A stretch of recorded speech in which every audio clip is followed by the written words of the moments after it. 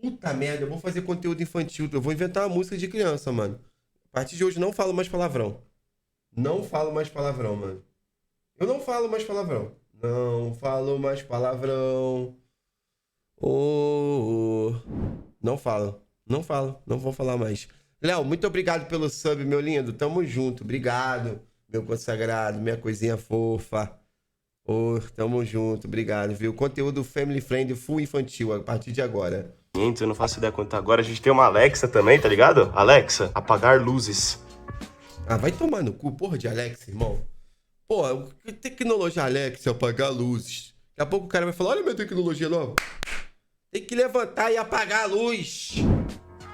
Olha A música que que chave, você viu mano. agora aí o toque da Papo música reto, Chantes velho. do Tanto que eu Tupac. faço live com tudo apagado. Já falou.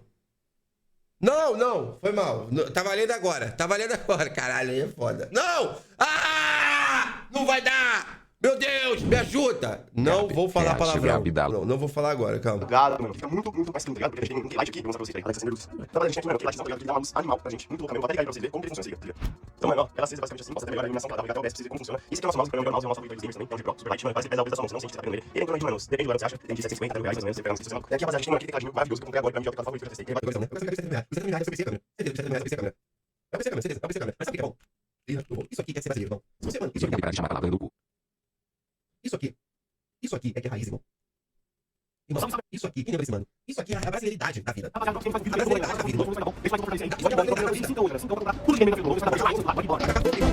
aí, você aqui, produtos. Tá ligado? Produtos, você aqui, produtos de ótima qualidade. Esse alicate aqui, ó. Por exemplo, esse alicate aqui. Esse alicate aqui nunca quebrou, irmão. Poxa, vi que tinha acabado o meu suco. Olha esse alicate aqui. Você quer isso aqui, mano? Esse alicate de qualidade. Muitos pensariam assim, porra, vai cortar alguma coisa pra pegar tétano. Claro que não, mano. Isso aqui tem história. História. Esse alicate aqui, mano, deve ser um, mano, 3 conto.